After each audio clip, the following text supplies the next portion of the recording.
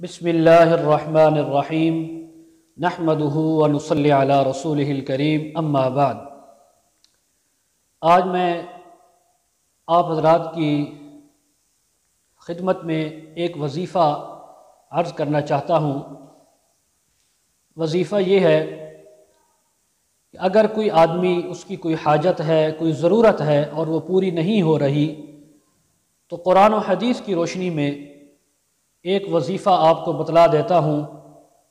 وظیفہ یہ ہے کہ آپ نے بسم اللہ الرحمن الرحیم، یہ جو قرآن کی آیت بھی ہے اور ہر سورت سے پہلے سوائے سورہ برات کے، یعنی سورہ توبہ جسے کہتے ہیں، اس کے سوا تمام سورتوں کے شروع میں اس کو پڑھا جاتا ہے۔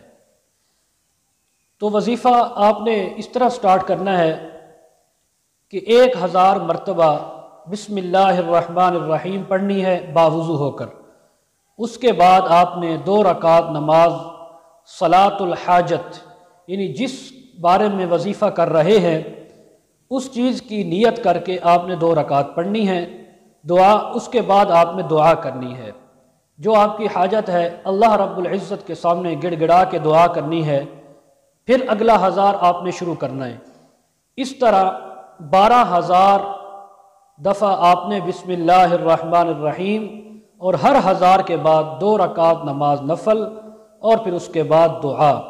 انشاءاللہ العزیز 3 دن آپ یہ عمل کریں، اللہ رب العزت اپنے فضل و کرم سے آپ کی حاجت کو پورا فرمائیں گے، اور آپ کی جو بھی جائز خواہش ہوگی، جائز تمنا ہوگی اور جو ضرورت ہے، جس پریشانی میں مبتلا ہیں، اللہ رب العزت اس پریشانی سے آپ کو نکالیں گے اور آپ کی وہ حاجت اللہ تعالیٰ پوری فرمائیں گے۔ اس وظیفے کو معمولی مت سمجھیں، یہ بڑا اہم وظیفہ ہے اور مجرب عمل ہے۔ اللہ تبارک و تعالیٰ ہم سب کو عمل کی توفیق عطا فرمائے۔ وآخر دعوانا ان الحمد للہ رب العالمین۔